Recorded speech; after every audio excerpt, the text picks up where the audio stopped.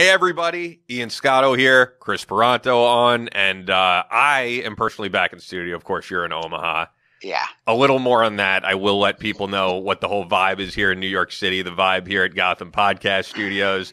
But before that, of course, Fort Scott Munitions is a manufacturer of multi-federal patented solid copper and brass CNC spun ammunition that's designed to tumble upon impact, which is their trademark, in soft tissue, leaving devastating wound channels for faster bleed out and quicker incapacitation. This ammunition was originally developed to innovate and improve on the standard of military-grade ammunition design. It was found that not only did the TUI ammunition outperform competitors in the self-defense industry, but it quickly became apparent that it would be a top contender for hunters alike. With the ammunition being CNC spun, the tolerances are some of the tightest on the market, ensuring that you receive the same results with each pull of the trigger. Every time I know you're on the range and you're teaching people with Battleline Tactical, this is what you're using. Yeah, it's I always say, I think every week, and obviously people are hearing it because they're purchasing up the ammo in droves. But it's fantastic stuff, and it's made to have that stopping power when you need it, and God forbid you ever do, but if you do, and you're for home defense, and you need to address something that's trying to hurt your family or yourself, and again, speaking from experience, you want something that doesn't leave any doubt that it's over, that it's ended, that the bad person is dead and gone. And it's difficult to talk about to some people, or some people to hear. It's not for me difficult for me to talk about, just for some people to hear that. But that's the truth, and that's why they make it. So it's fantastic ammunition, and I use it for home defense. And hunters out there will attest to it, how effective it is when you're hunting. But I implore people to give it a shot, try it, and see how it works for them, and I'm sure they're going to be happy with it. And then they also make range ammo, so you can just go out there and shoot at the range, because there are different levels of ammunition, different grainages. And is it grainage or is it grainages? Is it a word? There goes my master's degree. This is all you, man. You are the firearms expert, so don't even ask me. It's great. It's grainage. The different grainage. It's like that's for singular and plural.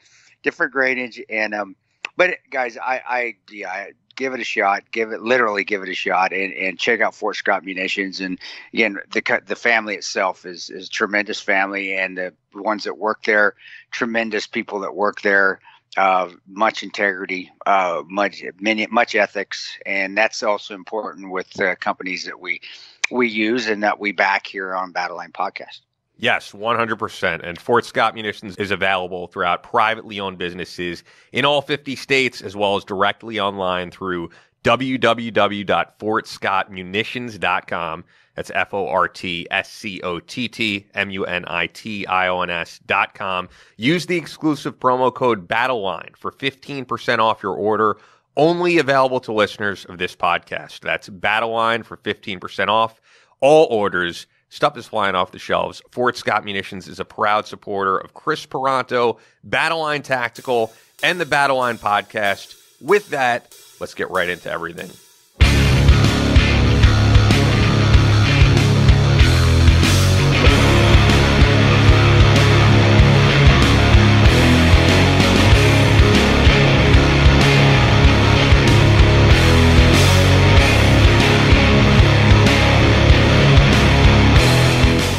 From Omaha, Nebraska to New York City.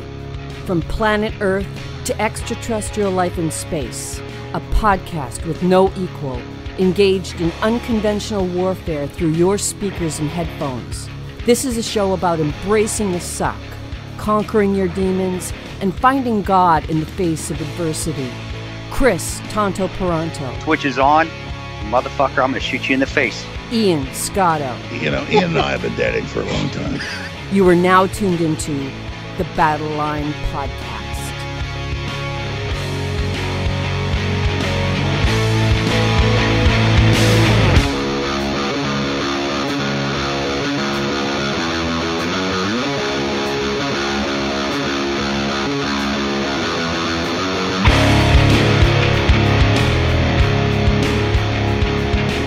The switch is on.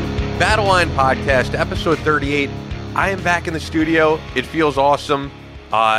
New York is, feeling somewhat back to normal. The last time I was here, it was literally a ghost town. And now, more people roaming the streets. Things are getting back to where they should be. And, I like being on an actual microphone like this.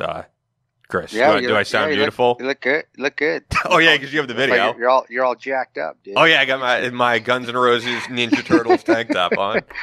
Yeah, man, it's awesome. It's just not the same, man, because Skype is all compressed, and I get to go on here and sound. I got my high and my low octaves. And do you have to practice that when you're going through your, because didn't you got your degree in broadcasting, right? Was it broadcasting? Yeah, and radio, yeah. So do you have to do that? Is that one of the classes, is like to do your voice inflections, like octaves and stuff or is that for singers? I didn't, and yeah, well, so I sang in like high school and stuff, but no, we did take not an actual like course, but Susan Murphy, who does voiceover, did some like after the school day type classes where she just went into, kind of smoothing out your accent, all that type of stuff. Okay.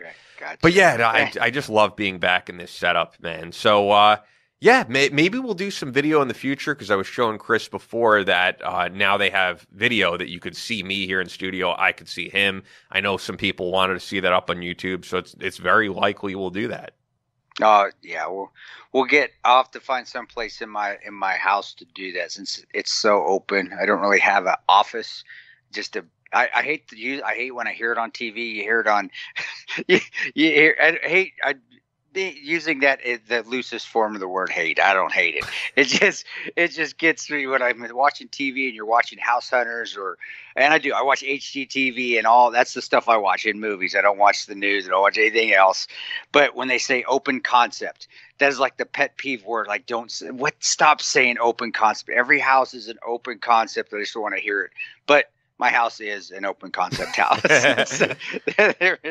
There aren't really downstairs. It's just all open. The living room, the kitchen, the family room. So we'll have to figure out where maybe I'll just go in my basement, do it down there in the dungeon where I like to spend most of my time anyway. I mean, you do always sound good. You have a good setup.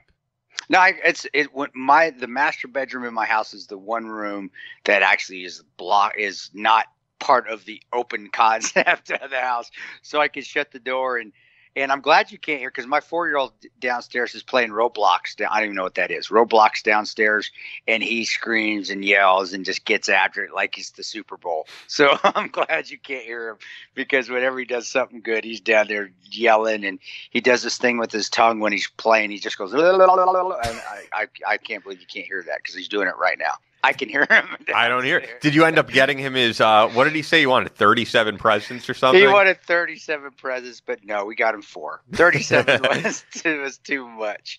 But no, he had a good birthday, and he was happy with his cake and the stuff he did get. But 4-year-old loves it's until they get really old, very old. In the teenage years, they're very easy to buy for. Nerf bubbles, balloons, and really, dude, that's it. Hot Wheels cars, and he's happy. So that's so cool, man. Yeah, it's good. It's good, man. It's a pretty crazy thing, and you could say God speaking to you type of thing when I hear that he was born on Father's Day, because you're a guy who became a father to him later on in life. Of course, you have your other kids, but did that feel weird when he was born on Father's Day? Were you like, this is something spiritual here? You know what? At that time, that was when it wasn't. It really wasn't. Not that when it happened at the time, it wasn't. And that time too, I was going so many 8 million different directions. When he was born, I had just been, the book had come out. I'd just been released from the agency, or we were finding out that our clearances were for shit. That Brennan had suspended our security clearances, still unbeknownst to us, and we don't know why. But I was just finding it out at that time, and I was just, my mind and my emotions were all over the place. So that's but I want to experience when I was there in the hospital room when Tanya had him, and I still think that's one of the coolest things in the world is watching a baby born. I saw all my children actually. Yeah, I saw my children born, and Adeline and Christian I saw, and then I had to leave right after. I got to see him born. It's like, okay, I got to go back to work, and I hopped in a plane and went back to Iraq. When I went back to Afghanistan, but this with Colton, I was able to again. I remembered from what happened in Benghazi, and when I was able to relax and enjoy what was going on. So that's what I did. I kind of enjoyed that one more. So I watched more. And I still think that's the coolest thing in the world, watching a baby born. It's kind of weird watching it without getting too graphic, watching the baby come out. But it still is the coolest thing to me. It's like, holy shit, there's something coming out. I know all you women out there like, that son of a bitch. That's not what it's like at all. Give me morphine. Where's my epidural? Give me painkillers. But I'm sitting there going, man, that's cool as hell. And story, when my first son was born, this is to go back to Christian, when he was born, there's a TV in the room, and this is how out of touch I really was with everything going on. I'm watching my baby born, and that's the coolest thing. Firstborn, Tanya's having, of course, Tanya's having him, and but I turned the TV on, and The Simpsons were on, and so they were going to turn the TV off, and I said, no, let me watch The Simpsons while my son's being born. so I was watching The Simpsons, and I was. It wasn't just on. I was watching The Simpsons, laughing, and also watching my son be born. And I was like, this is the coolest thing in the world. And I just come back from Iraq I'd been there for, I don't know, at that time, for 3 months. It was my first trip there. And so I had just come back for that week to watch him be born, to experience the birth. And then I headed back. But that's how messed up your head gets when you come back from a foreign country and you're having your first baby. But Colton. Yeah, and they have little call signs. Every one of my kids has a call sign. But Christian is Bubba, my daughter's Princess, of course, and then Colton is Peanut. And I have heard you say all those. Come to think of it, I actually didn't know Colton's name was Colton, because I've only heard you call him Peanut. Call him Peanut. I know, isn't that what he didn't even know his real name there for a while. He was like, "What's your name, Peanut?" But that was always those always came to me right after they're born too. I'd look at them and I just saw it. And every hospital had they have those little baby hats that have little nicknames on them, and every hospital that we were at had one of those. So I have there's those little cotton caps. They're real thin, and you put them on a newborn baby's head. Yeah, and I have a Bubba one, and I have a Princess one. And then I went downstairs to the hospital as soon as he was born. I went to the gift shop, looked, and lo and behold, there's a Peanut. So I grabbed a Peanut one, but that was you just look at him like, yeah, that's a Peanut. I feel like Bubba and Princess could have some longevity, because you could be like a teenager with those call signs. He's not going to want to be Peanut when he's 18. No, he probably will be Peanut. He'll probably be as big. Christian's bigger than me now. My 15-year-old. That's not saying much, because I'm a short little Mexican. But Christian is like he's getting close to 6 foot, 6'6". He's probably getting close to 6 foot now. And but Bubba will stick with him. He'll always stick with him. That's funny, Princess, man. Yeah, is my little girl. I think every father will tell you that their daughter is their princess, and that's the truth. Definitely the truth. And she's pretty. She's a pretty little girl. But yeah, you're right. Probably Peanut won't stick, but I think he's probably going to get as big as Bubba too. Big as my biggest boy. So you're right. I'll have to figure. Nah, he's still going to be Peanut. I don't give a shit. I'm his dad. I can do what I want. Are the other kids at all envious the fact that pretty much from the time of birth till now, give or take a year, you've been able to spend all your time with him, unlike your other kids? I don't know. I guess that's going to be something later in life, brother. That's when they get into college, and they're going to decide then. They're going to tell me then, and there is a difference, though. You can tell and that's I noticed it, so it bothers me, and I think it does bother me. I'm not going to lie and say it doesn't. That the little guy is a lot closer to me at that age than the other two were.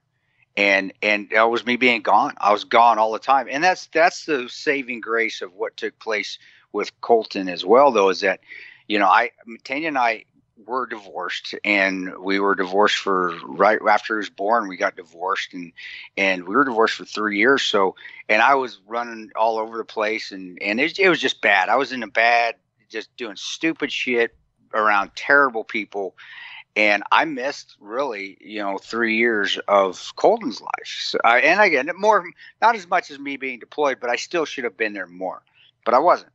So that was hard because think about it, guys, this is the last one. This is my last kid. I'm not having any more kids, and I'm missing it again. And I don't have to miss this time, where the other two I felt like I had to because that was my job. I was out deployed. I was gone. That was what I was working.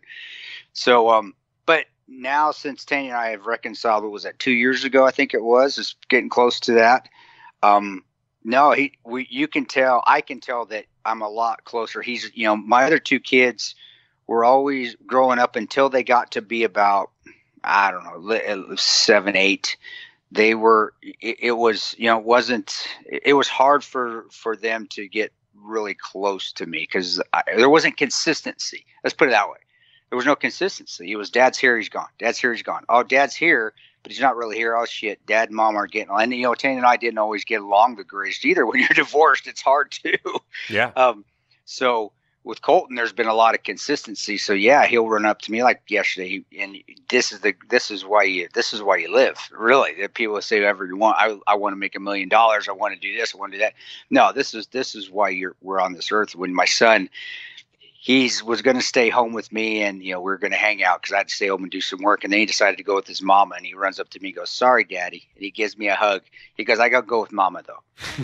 But that was the coolest. But none of my other kids ever did that. Hey, they're young. They didn't. I mean, Dad to them was not really Dad. It was, well, he's Dad. He's kind of here, but I don't really know what's going on. He's not here all the time. Where Colton, when I'm home all the time, yeah, I'm a dad now. So real, my opinion and my feelings are that this is the first, Colton is the first where I've been able to be a full-time dad. And that's really the one thing I think I was missing in my life. Everything else I was doing, it wasn't fulfilling me, obviously, but this does. So yeah, right. So, bro, I think if we have the podcast, 10 more years from now, when I'm like 80 and you're 30. Yeah, still ask 30. Me then. Ask me then, because they might beat me. They could because it's been tough, especially with Christian. My oldest boy, and I think that's why I always ask. We have the guests on that have fathers that were in the military. How was it like with them growing up? Because Christian, no, I was hard. I was tough as shit on that little boy because that was my life where it was tough. It wasn't not tough. I'm not saying financially or anything like that, but where I was overseas seeing a lot of bad shit. I mean, I said, we think we have it bad in this country. Jesus.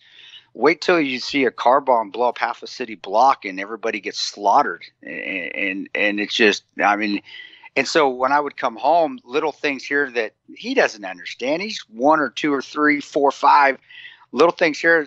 You're telling your 5-year-old, your 4-year-old, hey, buck your shit up, man. So what if you dropped your sandwich on the floor? Pick it up, and you're not, wait a second. He's 4. And I think a lot of now he's my Christian is tougher than nails, but there's that emotion, there's that sensitivity that he doesn't have that the other two do, or especially Colton, because I was more sensitive to the other two. And that was me figuring out how to be a father as well, man, with Christian. So I've been trying to get that back into him now, but it is tougher. It is that once you've laid that groundwork, that base, the groundwork with kids, it's like building a house. Once you have that foundation down, it's hard to rebuild and the foundation to get it, especially as they get older. But it's working, just a lot of hugs and yeah, he does say sometimes, man, why are you so nice? You're so much nicer the other two than when I was growing up.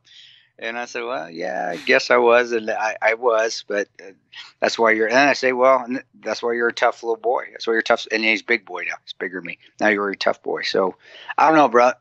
It's growing up as a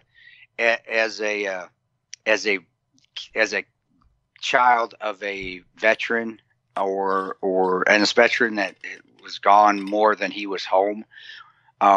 I think it's difficult on the kid. I've seen it with my son and my daughter. It's difficult on them, and you have to rebuild those bridges where when you're home a lot, like where I'm with Colton, it's not as difficult, and he is a happier baby, I think. Now, Tanya may say something different. Remember, I asked Tanya because she was home all the time, or I was home spotty. I think he's a happier baby and a happier child than the other two were at that age. But now that I'm home with Ton, we're all really happy. My daughter's just, I can tell she just loves having daddy home. She just loves me being home all the time. That's cool, man. Daddy's little girl. Yeah. So for all you guys going out, that's why I tell kids or anyone, they say, well, I want to go in the military. I want to go be a Ranger or SEAL, or I want to do this. I want to do what you did.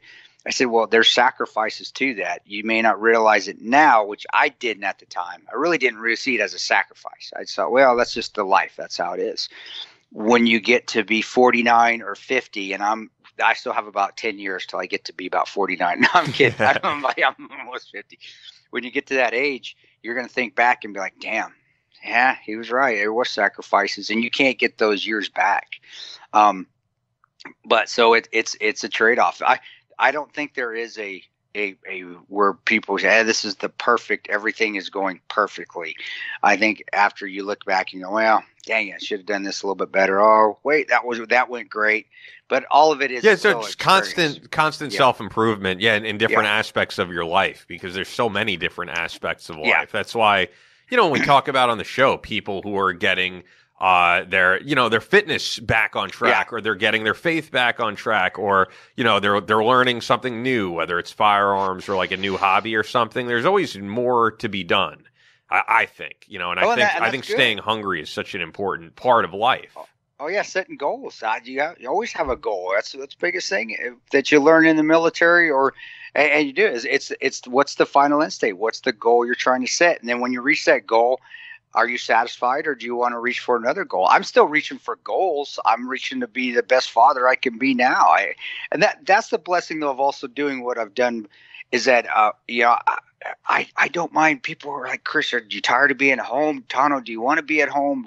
What's like not being going overseas? Like, I did it. There's nothing else I really need to accomplish. And then even if Benghazi hadn't happened, I'd still done it. That just happened to like be the like cherry on top, in my opinion, because like who gets to go through, and I think back about it now, who gets to go through something that I used to read books about, similar stuff where you're just left on your own in the middle of nowhere. Nobody's coming to help you. The government has just said, F you, you guys are on your own, and you fought through it, and then you made it out. How many people get this? I mean, it's like, and so really, even if Benghazi hadn't happened, I still would be sitting here going, yeah, I did everything. I did everything I needed to do. I did everything I wanted to do except be a father.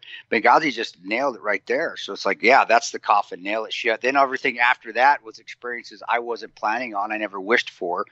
The movies, the books, some of the notoriety you get, or being infamous more than anything. And that was just an addition. So it's like, yeah, that's all gravy. And so people ask, what do you want to do? Or even my wife, she's like, don't you want to go out or something? Do you want, or are you tired of being home? Like, no, I don't want to go anywhere. I just want to be home. I don't want to stay here. That's why you're right. Just keep reaching for, you can always keep working towards a goal. But that goal, when people think that, Ian, and maybe I'm wrong, and you can have your 2 cents in this, but I think people think goals are getting out of the house and doing things, away from home. Their goal is to get notoriety, to make a shitload of money, to be the CEO of a company, or it could be anything. I mean, remember that email we read a few shows ago? I think it was on the show with Ted Nugent, where we had that guy on who said, I'm trying to get 7 miles. I think he was going from 4 miles to 7 miles, and listening to the show motivated him to do that too. That's a goal. Anything, anything personal to you is a goal. It doesn't have to be monetary. And that's where, if your goal is that I want to be home and be the best father I can be, or I just want to be home and be happy at home, that's a goal. I think people don't see that as a goal. I think that's a goal. If I could just say, go ahead. I'm sorry. I was just going to say, you have a different perspective though, because of the fact that you've experienced so much stuff. I think if someone your age never left their hometown, it would be weird at your age to be like, my goal is to just sit at home and be a father. If they never traveled, you've done it. You've done all that. So it's right. Makes sense to be more grounded, because, as you said, you've been there and you've done that. And that's where a different opinion is really awesome to have. And that's why I say, yeah, tell me your opinion, because you're right. And I've had people say, "Oh, Chris, you don't have to believe or I get that all the time. Well, yeah, I do know. I did all that. Well, that's when I'll come back to the youngsters or whoever else is asking me. Then if you want to know, you're going to have to sacrifice some things for that. And it does. It does weigh in my head sometimes. I've said on news, people have asked me if I had any regret. I've said it out there before. All you trolls can say, "Oh, Chris, you said you didn't have any regrets." Well, I do. I really do. I regret not being home more for Christian and Adeline and not spending more time with them growing up. I have videos and pictures, and I'll look at those things. And I think we've said it on the show before. It's like, I don't remember that day. I don't remember. I have a picture of my little Adeline. She's 2. I think she's 2 or 3, and she's doing wall push-ups because she was copying me. I was doing wall push-ups, and it's the cutest thing in the world. And for the life of me, I cannot remember that day. And that's what if you want to step away from the home and go all out and that's admirable. I did it. It's admirable, and it is worth it. I saw a lot of stuff that I wouldn't have seen if I wouldn't have stepped out of that front door. But you have to also accept that it's never going to be 100%. There's going to be something you have to give up for a little bit to accomplish whatever that goal is. And so it is a trade-off, because if I would have been home, well, then I wouldn't have seen some of the I wouldn't have seen the firefights at night. I wouldn't have seen. And I know you well enough, I think, that you needed it out of your system. Yeah, if you didn't live your full life as a contractor, you would have been thinking about it all the time. Yeah, you're right. No, you're right. You're right. If I wouldn't have had, I wouldn't. I mean, it's nice to go and look at my Army, my uniform. I have my dress blues and my greens, and it's nice to see my greens or even my old BDUs and see that Ranger tab and scroll on the shoulder. It is nice to see, like, man, I did that too. And I do remember Ranger School vividly. I remember freezing my nuts off. I remember laying in a puddle. God, it was cold in Mountain Phase, and the puddle was half frozen, and I'm at a blocking position, and I'm having to lay in it. I can't move because that's where I'm supposed to be, and they are always being a dick, the Ranger instructor. And I remember, I found it. I still have the little green. They were called the waterproofing notebooks. Then the waterproof notebook, and they didn't work for shit. But I had one, and it's a green one, and I was writing a letter to Tanya because we had just got married. I got married, then went to Ranger School. We didn't do a honeymoon. I was married, and I got married, and I was at Ranger School, and I still have it. I gotta find it. If I can take a picture of it, we'll post it on the podcast. And I was writing to her. And you see me fall asleep as I'm writing. I say, yeah, mountains. It's because it was the end of the day. You could go to the apexes, or if you had a break, as your 4 hours of sleep, you could write a note or write a letter and give it to the RI, and they would put it out. And so I'm writing to her, and I'm tired. I'm freezing. I had to put on my Mickey boots because my feet were about frostbite. I mean, it was like chilblain. I couldn't feel them. And the Mickey boots are like big ski boots. They have them there just in case you're starting to go hypothermic, or you're losing feeling. You're getting frostbite in your appendage in your feet. And so I'm riding. I'm freezing. I'm shaking, trying to stay. And you see me fade off. I fell asleep while I was riding it. And you see the pen just trail off to the bottom of the paper. It's so funny. Said, yeah, mountains. I hate this. This is awful. And I was miserable. It says it's -6 out right now. And then you see the pen just trail off on the piece of paper, and I fell asleep. And I remember that. I remember that so vividly. And that's Ranger School, and that's how Ranger School was. And I remember seeing monkeys in the trees. I remember seeing Wizard of Oz, the flying monkeys, because you're so tired and you're so emaciated from not eating. I remember in Florida phase, we're walking, and I remember looking up, and you hear stories of guys putting quarters in the trees, thinking they're pop machines or candy machines, and that actually happens.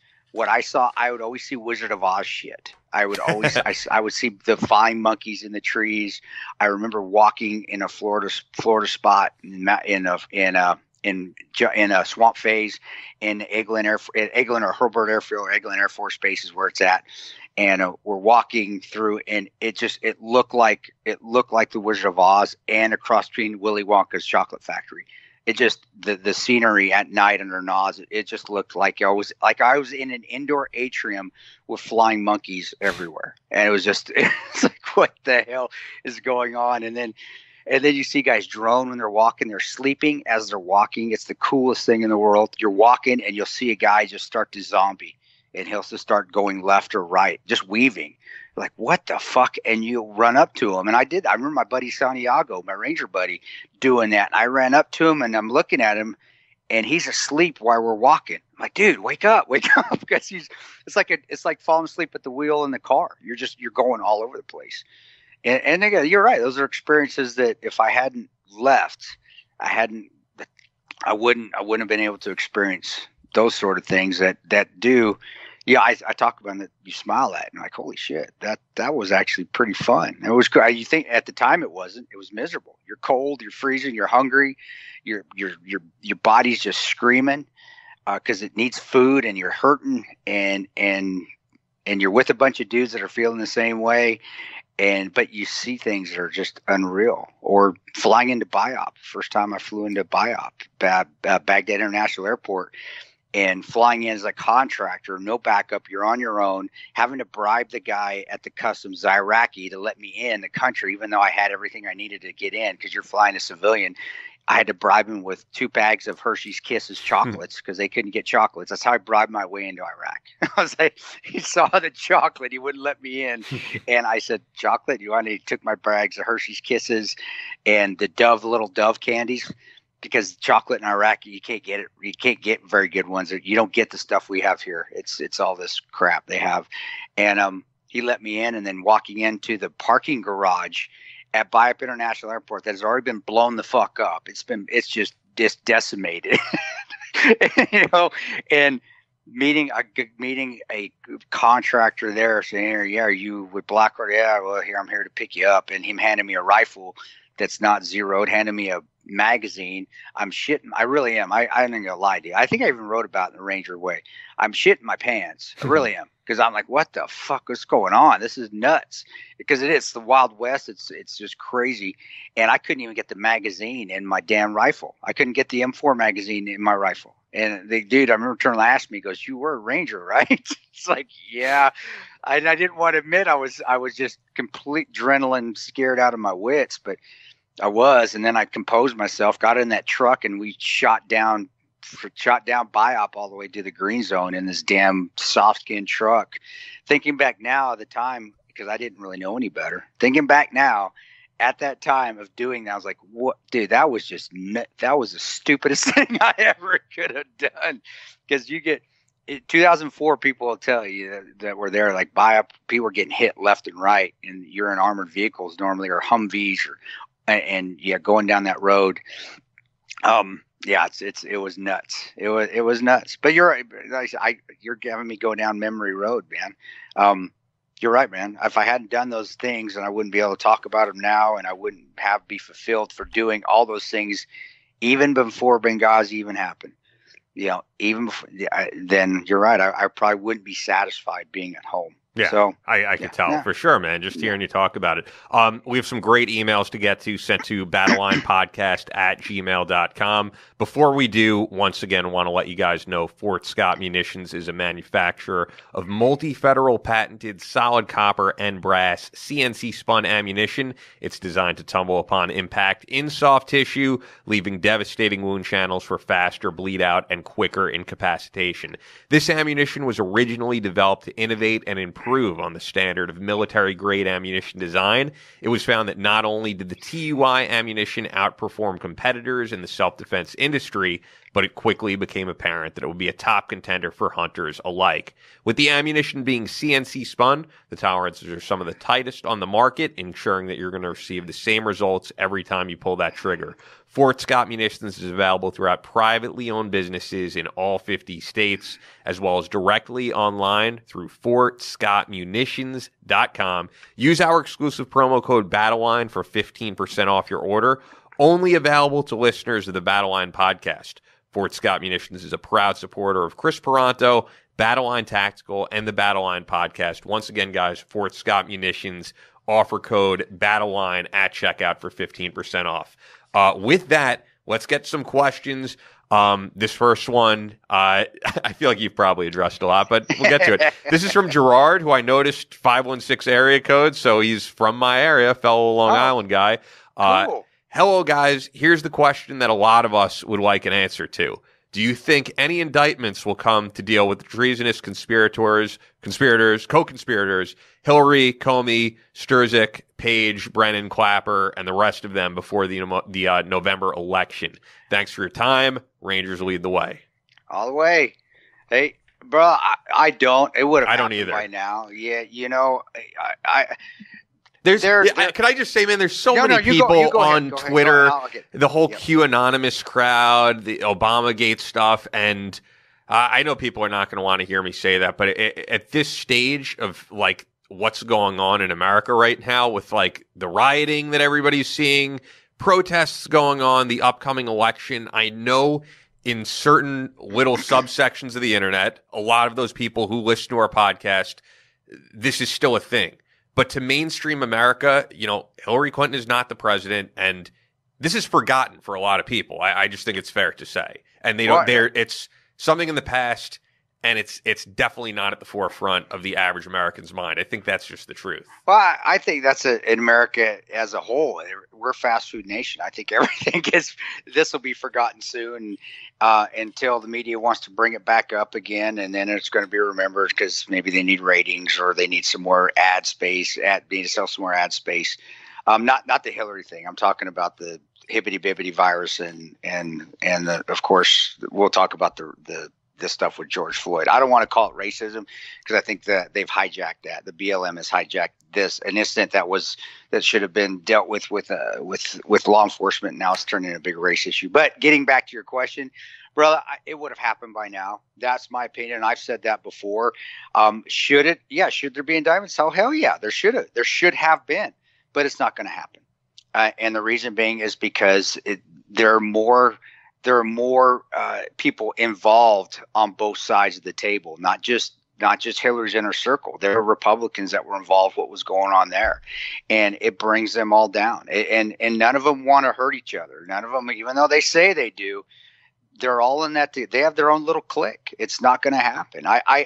It angers me, but not to the point of where I talked about it. I talked back in a few social media posts this week. It doesn't bring me to that hate that I used to have about it. I did. I hated every person that was involved with that because we were fucked. Excuse my language, but we were left behind. They left us to dry, and they lied about it when we came home. Then they called us liars, even within the offices. Then Brennan found it okay to suspend our clearances because we weren't playing ball with them. And Mike Morell's another one. Comey and the FBI, man, when they were interviewing us, I was like, are you guys? Why? It just felt like we were being investigated for a crime. Whether they were more interested in that than us being left to dry, finding out what happened and why we were left behind. So yeah, I thought if it was going to happen, it was going to happen. 2016 is when the best time it should have happened, right then. When it didn't, no, it's like no. And then I was angry still because like, okay, well, they're another politician getting off scot-free, but I've let that go, and now I just come to the realization that. And I'm a Christian. Ian's a Christian as well. No, wait, I'm not a Christian. Well, I don't know where you got that. Ian is spiritual. I was born Jewish. I don't follow any religion. You're what am I doing? No, but I'm not Jewish either, man. I don't follow any religion. I'm a believer in God, but I don't want the audience to think I'm a Christian. I've never claimed to be a Christian. I've gone to a church, because I enjoy being around other spiritual people, but I never have labeled myself as any religion. Yeah. No, you're right. You're spiritual, and Mr. Scotto can kick my ass later for saying that. I'm not able to kick your ass. Sorry about that, Mr. Scotto. No. I'm just throwing. I just don't want the audience to think it's like a stolen valor to say something you're not. Stolen religious valor. I'm Christian, and I believe in God, and that's what it comes down to. And this is we're probably going to segue into something later in the show too. We've got to stop. We've got to stop looking for man to man to come in and make retribution or have retribution for wrongs that we felt have been committed towards us. You know, I don't depend on that. I don't want to. Man's fallible, and man is man. She and all those involved that were responsible will get their just when they are standing in front of their maker being judged. I'm not going to judge them. I'm not in that position to judge them. I'm a man too. I'm foul. I've made tons of mistakes. So when people finally just say, you know what, they will get judged. It's not going to be on this earth, but it will be. It will. They're going to be able to let that go, which is I've been able to let it go. And I wish more people would. If you're able to let it go, then I think people on the internet should be able to let it go, you know, because, and I'm not saying that this isn't an important issue people should be aware of course, but I do think at this point it's been this many years later, and, you know, if something were to happen, that would be great. But, you know, there's a lot of people on the internet who I think believe in a lot of crazy shit, that they believe like Obama's going to be put in jail or something. That's not going to happen. It's just not reality. It's not. I mean, we can't even get presidents impeached for lying under oath. So no, this isn't. It's not going to happen. But that being said, are they wrong? Did they do something wrong? Was it criminal? Absolutely, yeah, definitely. Oh, definitely. But at this point, guys. That's where I said, got to bring faith. You got to bring God back into it. I'm because that's the person they're going to have to answer to. And I'm agree with Ian. If something does come about down the road, oh, okay, cool. High five. Yep, you got what you deserve. Karma's a bitch. Ain't it? Stripper name is Karma. You know, payback's a bitch. But I don't think it's going to happen. It would have. Too much time's gone by. But this will always come up, Ian, though. This will always come up at every election. It's going to. And we're getting closer to elections. It's going to come up again. Because it in most people's eyes, and it is, it was a wrong to us that was never fixed on this earth. So it's always going to come up. It's always going to be a rallying cry. And that's fine. If that's what people want to do, that's fine. But are they ever going to go to prison? Anyone? Valerie Jarrett was another one that was heavily involved with that, and her name is not even associated with it. Susan Rice is another one. And she even admitted being heavily involved with this. Are they going to go? No. And they're still going to write books. They're still going to be making money. So what? Let it go. It's done. It's not going to happen. And there's not a Justice Department or even an Attorney General that is ever going to have the nuts to go in there and say and do what was supposed to be done and bring charges for, to me at the very least, manslaughter, because you know that's what I feel, for letting Americans just die when they had the chance to help them and as they should have, based off the code that you fight for in the country that you serve with and you serve for. But I'm not mad anymore. I'm not mad about it. Disappointed a little bit. Yeah. But I'm not that hateful, angry, pissed off. No, you can't go through life like that. I completely agree. All right, moving on to another question here sent from Charles Riley. Charles actually sent in several questions, and then he had a rant, and I was like, let's just stick with a question, man. So this was actually the best of the questions, I thought. Charles, you're the man, Charles. Yes. So Battleline, do you have any suggestions on a good sidearm for my wife? I have considered the new SIG M17 because this is the new military issue sidearm. She could use this at the range and stay proficient on the FN57. Any suggestions? Wow. You know, with any pistol, I think the one you want to get, you want to pick it up, you want to feel it in your hand, you want to make sure it fits your hand. I don't know the size of your wife's hand there, Charles, so I can't help you with that. But I would say, and this is what I always tell people, go and put it in your hand, and it needs to feel like it fits. You can tell when a gun is too big for you. It's too heavy. Or it's balanced incorrectly, because it just wobbles over the place. You can't control it. You don't have a good hold on it. Your finger it wraps around the trigger well because it's too small, or it's too big so you can barely get it in the trigger well. So you're not going to get a good press when you're firing. So that being said, check to see what fits you. But on that other side of the aisle, a smaller gun, people think smaller guns are easier to shoot, like a P365, a SIG 360, P365. They're small, you can compact it, but they're so much tighter because those springs are so small, and they have to be tighter springs to make sure that you have that full action of the gun. It's a more difficult gun to shoot. So you want to be in the happy medium. Smaller guns, yeah, they're great to conceal, but they're a lot more difficult to shoot than a larger gun. But on the flip side, a larger gun, you can't conceal it very well. I love, help me out here. 1911s. I love 1911s, but you can't conceal those sons of bitches. Those things, but they're the Cadillacs of guns. 1911s, awesome Cadillac, but they're so smooth to shoot, but you can't really carry it around because I wish I could say I was that big down there, but I'm not, man. So it's hard to conceal a gun like that. So if you're looking for concealment, put it in your hand. You got to go shoot it a few times, and then on the other side, go and take a class with someone that not a CCW class, because some of the states you don't even have to shoot to get your CCW license, or if you do, you shoot like 8 rounds and you're good. 8 rounds from 3 feet, and you hit the paper, you're fine. Here's your concealed carry license. Actually take a basic pistol class or intro to firearms, intro to pistol class, so you can get the hold down, the feel of it.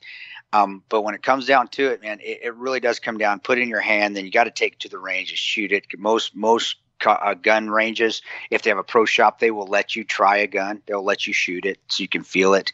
And just know for all you out there, and I think I see this all the time when I'm doing teaching with pistols. And I think Ben can test the same. Ben Morgan, one of our instructors, Battleline instructors, can say the same thing.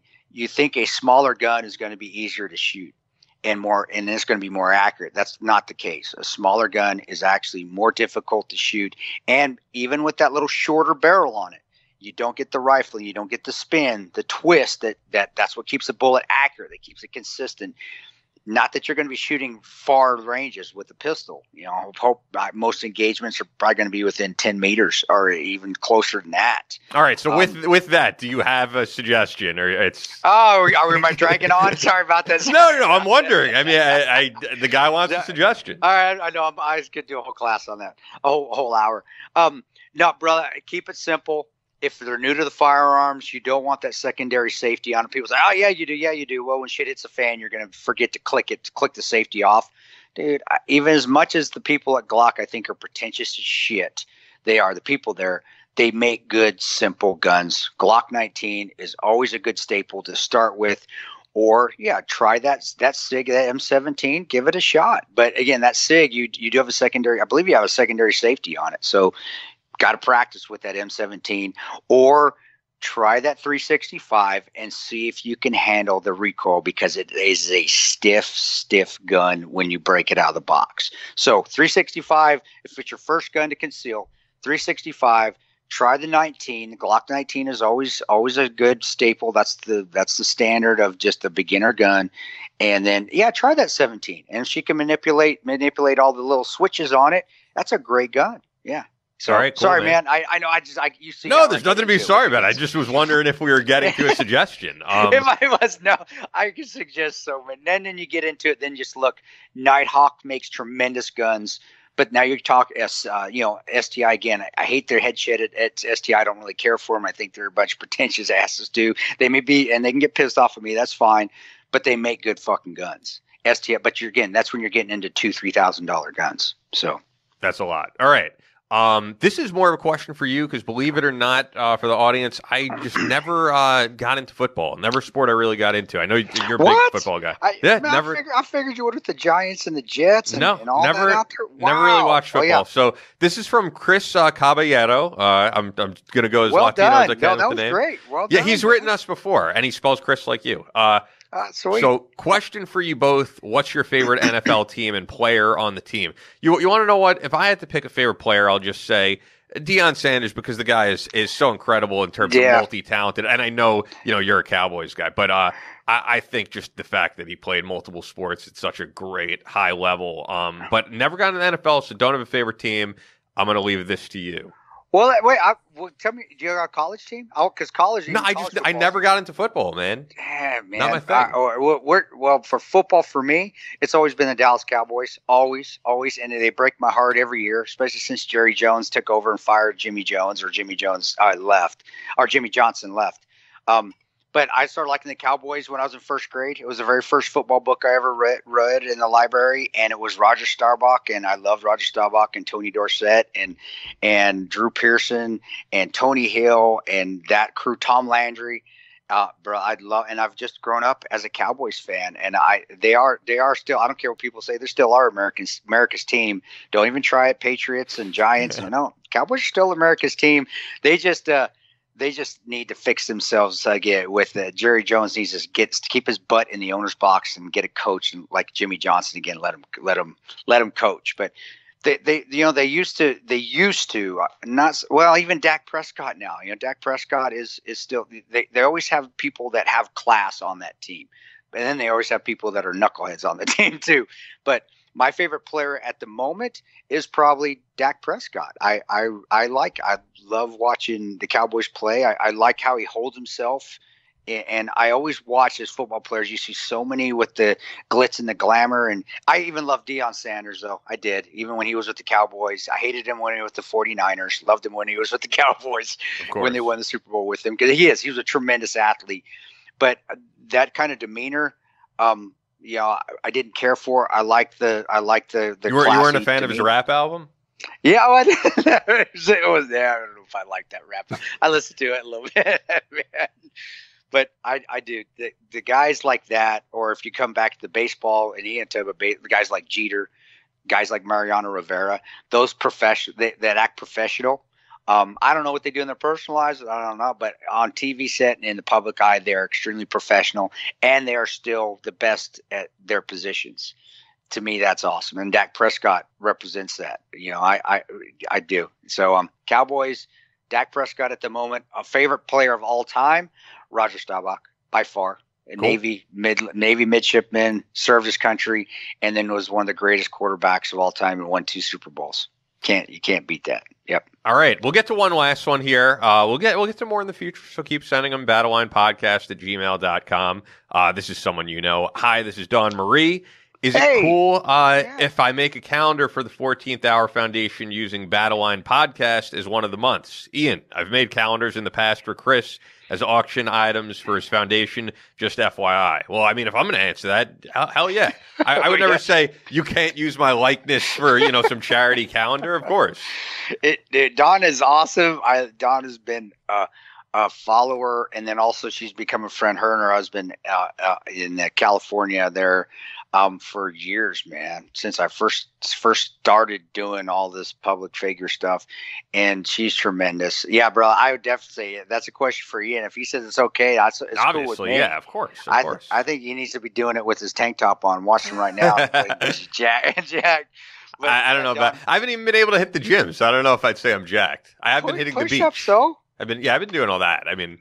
Yeah, push-ups. People don't realize how good push-ups are for you. Push-ups, pull-ups. Yeah, doing all that, going for runs, and hitting the beach. So I'm not pale as a ghost. You look Jersey Shore-ish, brother. You look good. I'll take it. You look good, man. Don, definitely. And if Ian says it's cool, then it's cool with me. I think that'd be awesome.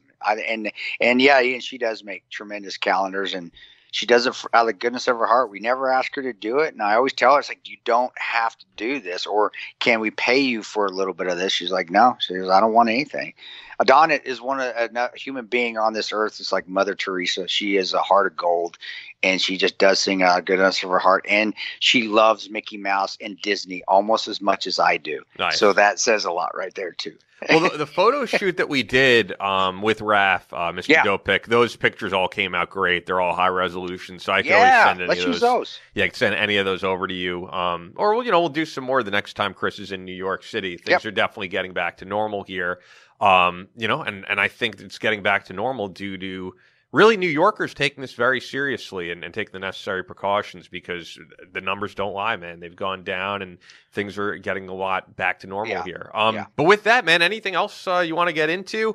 There's so much news stuff going on, and I feel like it's overload, man. I see your boy Ryan Weaver posting like 10 million posts a day about Bubba Watson and help me out, brother. I don't even know what's going on. Yeah, I don't even want to get into it, man. I just feel like there's a million places people can go to hear about the million things going on in the news right now, and that's why I like that we're kind of a departure from that.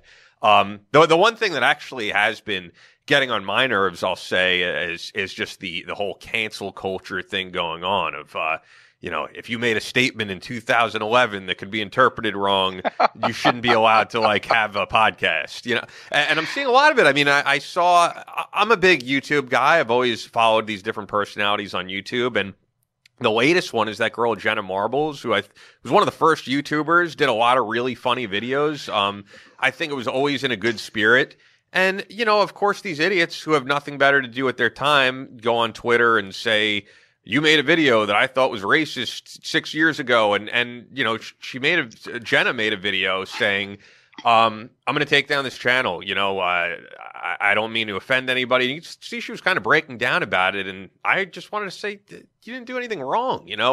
If you're doing something in good spirit that you really was not intended to hurt anybody, and you want to apologize for it, I understand that. But a lot of people, I think, are kind of doing what you did in that they're starting to withdraw from social media. And I'm doing a little bit of it myself because it's almost not worth it. Everything is put under a microscope of scrutiny, and these people who have nothing better to do with their time and can't just create their own lane have to basically go after people who were self-made, like her, for example, who started something and made money off of it.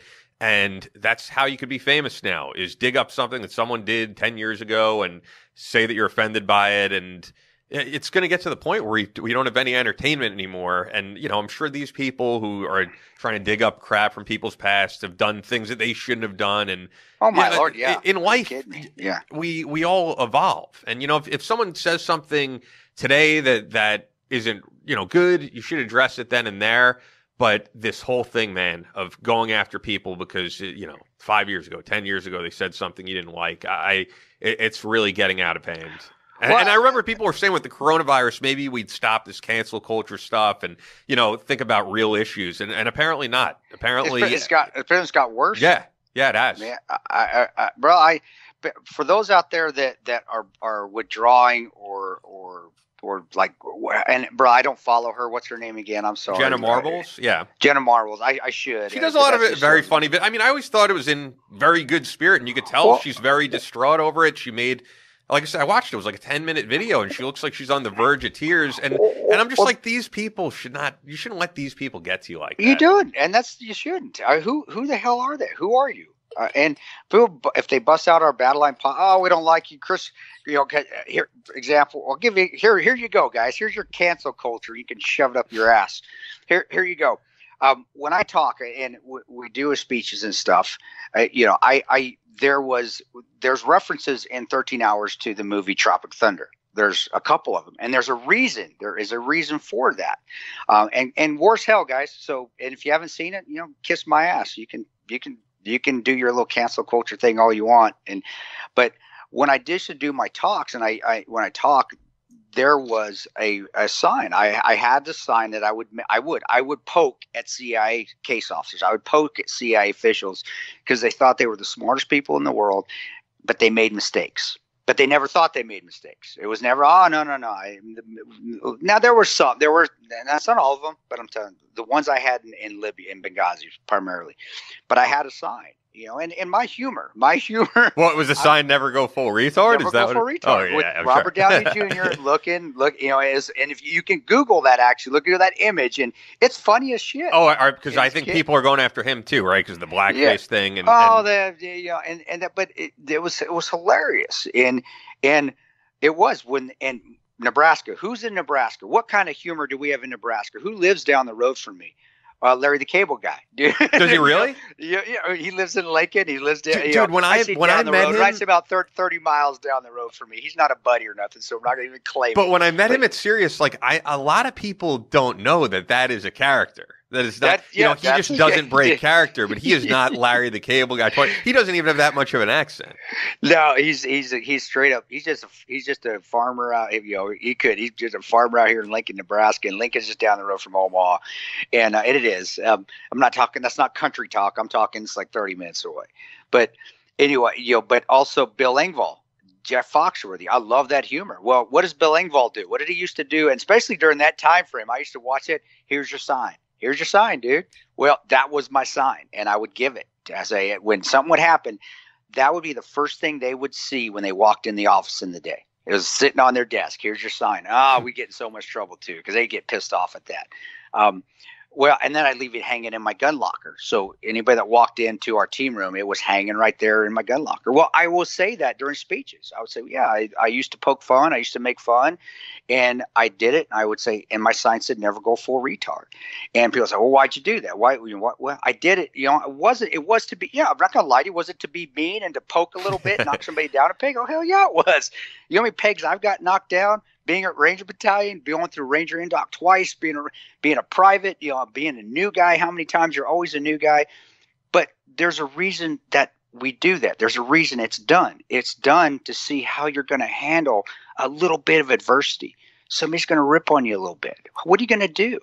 And are you going to freak out? Because if you're going to freak out over something like that, you're not going to be able to handle when bullets start flying. So there was a reason behind it. And there's a long story. There's more. I'm not getting into it because I'm going to get off what we're talking about with Jenna Marvel said. What I'm saying is that. And it's not just her, man. It's everything. Everybody is, they're digging up clips of every podcast. This person said this. And, the point is, at least for me, man, I totally am not someone who tolerates any actual hate or any of that, any real racism.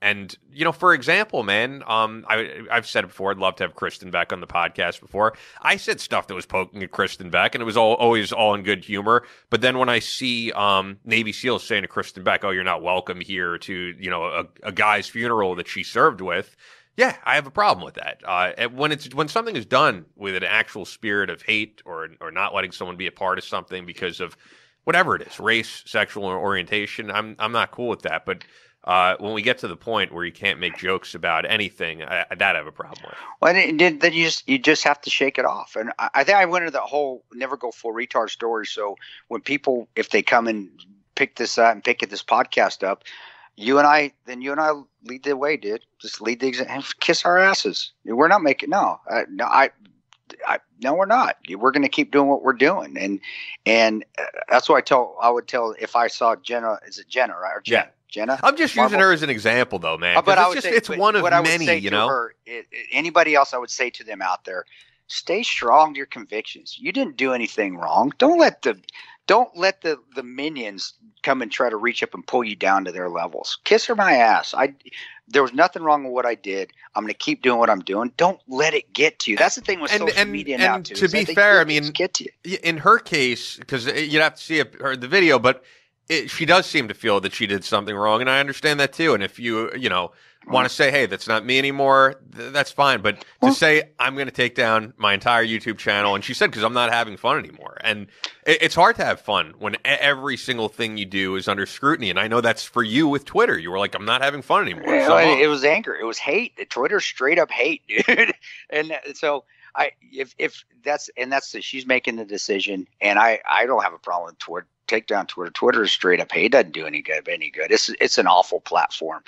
And I think it does more harm than good in anything. So, brother, yeah, I'm with you on that. Man. I think I do think a lot of the problem with what we're seeing in all the discussions that people are getting a lot of hate for and stuff with social media is that with social media there really is no nuance, man. And I just think if you got people in a room, whether it's people from Black Lives Matter and people who are police officers in a room and really just shot the shit, whether it's at a bar or a place like this and got to know each other, you'd probably find a lot more understanding as opposed to on social media where it's, you guys are all assholes and we're right and you're wrong. And that's just not how life works. And I am very scared for what's going to happen in the future with everything because we're going to have to find a way to get along in this country as a whole. And you don't make a great quote I always think of, man, is Yitzhak Rabin, who, as people know, the Israeli prime minister was assassinated, who was trying to get a two-state solution, said you don't make peace with friends. You make peace with very bitter enemies, very unsavory enemies, was the quote. Yeah. And I think in this country, these opposing voices are going to need to find a way to coexist in this country, or else we're going to go down a very bad path because we are on the verge of a civil war. Well, we talk. I've said it with the oppression part. You're oppressing individuals to fight oppression. That's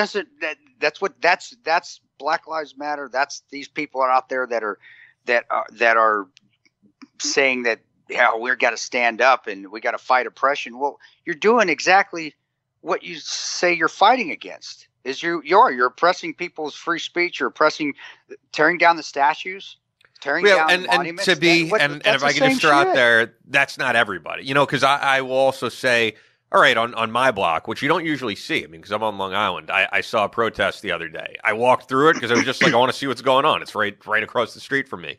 And it was a completely peaceful protest, and it was a Black Lives Matter protest. So I don't want to equate all those people with the people tearing down statues. And we never, brother.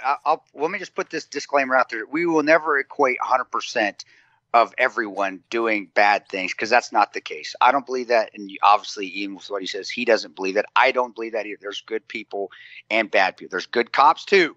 Don't ever 100%. There's terrible, but there's also some terrible ones that shouldn't have a badge. What I'm saying is that as a whole, though, is what we're seeing in the media and whatever, with you, and I get a lot of it from you, Ian, when you're telling me, so you know more what's going on out there than I do with the polls. What I'm saying, though, is the things that with the changing of the names of the Army bases, closing. We have a restaurant here, the Leavenworth Cafe, that's been here forever. It's been here for years by the Caniglia family. They had a breakfast dish that was named after General Lee. They were protested. A little shit politician here that's up and coming, got to get his word in. They protested. They got down there. They said it was racist, and he's out there out front. I forget his name. It's not even worth saying his name. But they closed the restaurant down. The Caniglia family said, to hell with this. No, we're done. And they demanded reparations for that breakfast because it had some mentioned General Lee. It's named after General Robert Lee from the Civil War. That's crazy. That's where we're getting into, is that when I say the oppression, you are fighting oppression with oppression. You're doing the exact same thing that you say that you're against. And that's what's so hypocritical and ridiculous. And by closing this cafe, it's a historical cafe that's been here forever, with a family that's been here in Omaha longer than most of these guys have been, than their mama were wiping their asses 30 years ago. That's ridiculous. And it's a breakfast. When is an omelet racist? I'll eat Louis Farrakhan flapjacks if they're good. I don't give a shit. That would be funny. Louis Farrakhan flapjacks. Well, that's what I'm saying. I don't care what it's called. Are you really? Oh my gosh, the store. Lord, look at that. That's racist, man. I can't believe that omelet. How racist is that thing? That's what's so ridiculous. That's why I get with the oppression stuff. When you're doing that to the comedian, and you're getting that, you are oppressing her. That's what you're doing, and you're bringing guilt on her, which is what oppression does. If we're going to do anything, then add more to our history. Yeah, if you don't like the statues, leave them. But put another put one up, Martin Luther King statue. And I've always said, man, the reason I mentioned Dr. Ben Carson when we talked about this is because I do think when people talk, actually when a lot of white people talk Black history, Martin Luther King is treated like he's the only person who did anything in Black. That's why I say Dr. Ben Carson has nothing to do with his politics. I mean, the first brain surgeon to perform a brain surgery on Siamese twins on a fetus in the womb. To me, that man is a genius. There should be statues for people like that. Name a hospital after Dr. Carson. Then. Yeah. Actually, that is the only time I ever voted was in the primaries. That's how I vote. That's it. I don't vote ever. I did for Dr. Carson in the primaries. Want to hear something funny? This audience will find this pretty interesting. I won't say names because it's personal. They'd probably say it, but we've had guys on the show who I think are extremely intelligent, who serve this country, and they're the same way as you. They're like, I don't vote because every year I look at the polls and I'm like, these are really my choices. Yeah, I'm going to sit this one out. Well, and guys that have served overseas too, we know that doesn't make a difference who's in charge. It's still politics. It doesn't make a damn bit of difference. Yeah, you get more money when a Republican's in charge. You have more money for training, more bullets and beans. But as a whole, it's still politics, and it's still everybody in D.C. in that cesspool that's running everything. And you don't fight for them. You fight for your buddy left and right.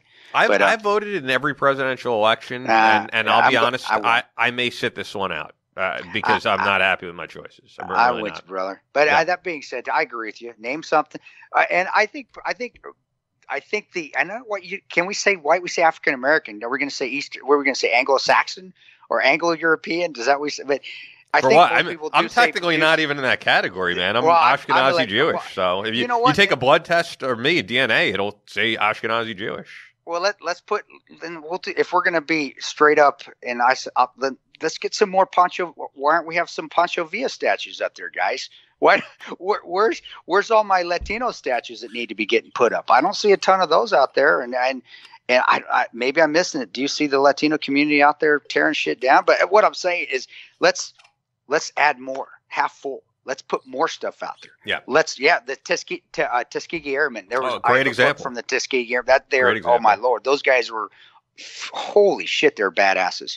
Let's get more statues of that put out at maybe at Rucker or at one of the Air Force bases. You know why? There's no reason tearing stuff down does nothing. The Buddha statues. Would you say? And I'm going to ask you a question, Ian. Would you say that tearing this down resembles stuff of the Taliban or what terrorists do to other cultures when they get in their countries?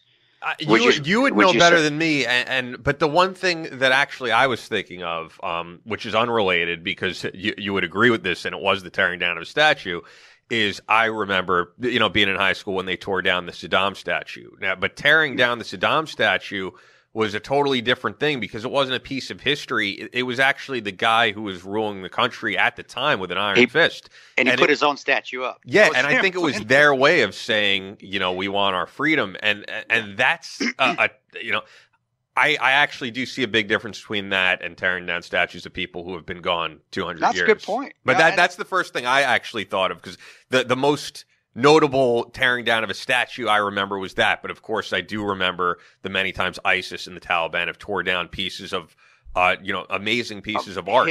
Historical work. I remember I remember when the Taliban tore down the Bama statues of the Buddhists. Those things were years history. They're beautiful artwork, and they ripped them down. They defaced them. They took them down because it didn't match their ideologies. It didn't match what they thought they needed to believe in. It didn't match their religion or whatever. They tore them down. That is the exact. And you can tell Chris, "Oh, you're wrong. You're going to the extremes." Bullshit. You're doing the same things by tearing things down now. You're doing the same things the Taliban has done in the past. That's what you are. I'm comparing you to that right now. Instead of building stuff up and adding more to our history, which we should, because we have a shorter history than the rest of the world. Doesn't matter. We have an extremely colorful, strong, powerful history. Instead of adding more, tearing down is not the answer. We need to add more stuff up so we have more things out there that our kids can see. And leaving our historical stuff out there right now is important. Keeping those statues up, keeping that artwork up, keeping the names of the bases, the Army bases up. For those of you who have never served, you don't get a choice. Get your asses. Don't you tell me you can name an Army base. Go serve. Then maybe I'll listen to you if you tell me you want to name an Army base. Fort Bragg, I think they want. There's not many people, if any, in the military that knew Fort Bragg was named after some Civil War general or where. I still don't know. We didn't give a shit. It was just called Fort Bragg. I didn't have any clue, and none of us cared. It was just where 82nd Airborne, Delta, and the Special Forces groups were, and that's where you went to Camp McCall to go through your selection. It was a shithole because it was hard as hell because that is one of the founding places of special operations. That's what Fort Bragg means to guys in the military. It's you Twitters on troll. You trollers on the twatter. That I was like, what are you saying here? You twatters out there. Oh, this is racist. Boy, get out of your mom's basement and go serve. Then you'll have a different perspective of what these Army bases are. But that's what I'm getting at. And what fires me up is that we're doing the exact same things that I've seen terrorists do to other cultures and other religions when they come in their countries. We're doing the exact same thing. And the Taliban, that's a perfect example of that. But also, we're a great country. Why can't we see shit as half full instead of half empty? Let's just add more stuff up. Omaha, we have a Gerald R. Ford historical area. And people don't know Malcolm X actually was born in Omaha. And we have and down the street from it, it's a Malcolm X memorial. Why can't we do that? Why can't you have more cities like that? And you're right, Doctor. I think Dr. Carson, and I'm Halpert on this because I have much respect for a man of that intelligence. Yeah, I agree. Let's name a hospital. He deserves it. Not because we're giving him something. The man is a forefather of some of the medical procedures in the world. Well, let's do that. And President Trump, I don't know why he doesn't do that. I mean, I think that would help. And people may say, "Oh no, bullshit! He's pandering." If he picked someone in his own administration, that could possibly look bad. But there's a way though. You know, I'm talking. But there's a way to do it that would help. But all these people out there that are awful cancel culture. Oh, now we can't call ourselves the Dixie Chicks because I sent you that one. They're now the Chicks. Shit, Lady Antebellum is now Lady A. Oh, well, whatever. Guys. I wish more people would come out. Do you remember this, man? Because as a metal fan, I remember this. After 9/11, there was the whole anthrax scare. And and Anthrax put out a press release, and they said, because of, the offensiveness of the name Anthrax, we're changing our name to Basket Full of Puppies. And they made it look like a very serious press release. And people were like, I guess they're going by Basket Full of Puppies now. And then they played a gig, and because it's 5 members, they came out in jumpsuits, each of them with a word on it, and it spelled out, "We're not changing our name." I thought that was so cool. That's awesome. I wish I would see more of that. We're not going to change our name, what I see is with these groups and I think they're showing also where their allegiances are. I would, and that's my opinion, but like you got Drew Brees backsliding. You got Brett Favre out there saying that, we should compare Colin Kaepernick to Ranger Pat Tillman. Come on. Yeah, that was a crazy statement. That's just stupid. But what you see, you're seeing who actually has spine and who doesn't, and who, who's doing it because they need to stay relevant. They need to keep making money, or they're really doing it because that's what they feel. I don't see that. I really don't. I don't think they are doing it because that's what they feel. I think they have a publicist going, what's the best move to do right now in this crazy world, so we can stay relevant and keep making records and making money, or we can keep making commercials, or we can.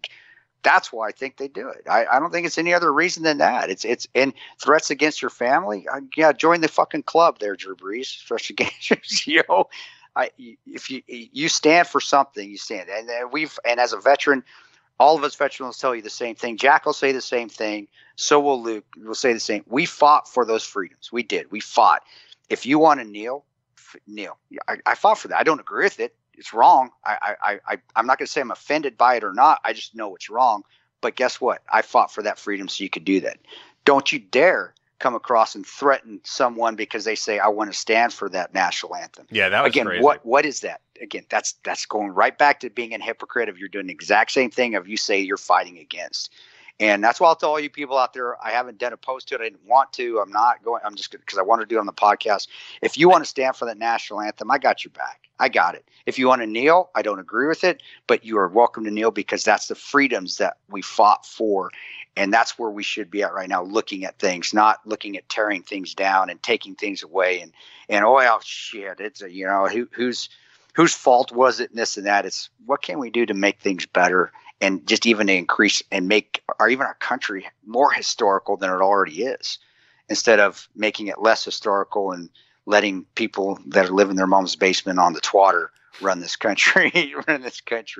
So I really feel that a lot of them are saying this stuff right now because they've got a shitty ass publicist that's worried they're going to lose their bread and butter if they don't adhere to whatever cultural norms are in fad at the moment or whatever. And we got problems. America has problems, but we're still the greatest country in the world because of those freedoms to disagree without having to worry about somebody saying, hey, I'm going to slit your throat because I don't believe what you don't believe what I believe in. Yeah, I worry about, what it is that we're coming more, I think, like Europe, because Europe doesn't really have freedom of speech. You say something offensive, they'll ban you from the country. You put out a book they don't like, they'll take it off the shelves. And, we've talked about it on the show with like Phil Labonte, for example. If you stand for freedom of speech, that means defending like the most disgusting offensive of speech because Yeah. You don't need to defend popular speech. Everybody's for popular speech. You need to defend stuff that you strongly disagree with and say you have a right to put this out. And I know, by the way, because I know some people are probably going to listen, there is a difference that if a private corporation doesn't want certain speech, Twitter, if it's a private corporation, which that's a whole mess. If they want to deplatform people, are they a public utility? Are they a private platform? I don't know at this point. But yeah, I actually, it's kind of similar to what you said. I really like making statements more in this podcast than on social media because, yeah, like you said, with social media, you get this certain amount of characters. People misinterpret what you say. And I like people to have a full context of what we're talking about. And also, I value certain people's opinions on what I have to say, like yours or the people we've had on. But certain people I don't. I don't value some random guy on Twitter who's just going to name call you or me and just try to start shit. I don't value that. And that's what's so beautiful about this country. That's your opinion. That's your right to do that. Your freedom to do that. Who do I want to listen to? Who do I not want to listen to? That's fine. But you still have to have the ability to have those different opinions to listen to one or the other. And guys, Chris, you are a fucking hypocrite. Tano, for 2013, 2016, you didn't want to listen to anybody. You're goddamn right. You're right. You're exactly right. I was wrong. And I admit I did. That was completely because I was so angry and hateful of what happened to me. And that was me looking at self, looking at that ego. This is still always funny when you say this to me, though, because I met you at that time. And you were always like in a good mood. I saw you smiling. I did not see you as this hateful guy at all. It was just it came out in spurts. Yeah. It came out. But that being said too, that I learned from it. I learned, wait, no, dude, that ain't right. That's not the right. And it made me an unhappy person. And you can see, I think most in the country right now, if we took a poll, would probably say if they said they weren't happy, they'd be lying. They are, but they're making themselves unhappy. Yeah, it's the people who are constantly, dude. I see it on our social media, constantly posting about every single thing. Yeah, get outside, as we always say. Get outside. Even here in New York City, I mean, if you watch the media, you would think the entire city is like a war zone right now or something. And no, things are getting back to normal and. Yeah, there's a lot of beautiful stuff out there to be seen and things to do. And, sure. I don't think everything is on the wrong track. I think a lot of things right now are. But, you can't let the attitude of what's going on in the country affect your entire mind state because otherwise, we're never going to get back to a positive, happy, fulfilling mind state. And you can't fix the world until you really make change within yourself. Yeah, bro, and that's we say the country is not in a good. I agree with your first statement where you said you got out and World War III isn't going on in New York City, even though the media likes to tell you that. So what I'm saying is that I don't think the country is in a awful, terrible. Everybody 90% is. I think the media portrays it that way, but. When I walked down my streets, and there was on Instagram, I posted a little post, and I was trying to do uplifting. I believe that. There was a gentleman, I think it was, I don't know. Of course, there's no picture on his ID. I don't know. It had like 2 followers or something.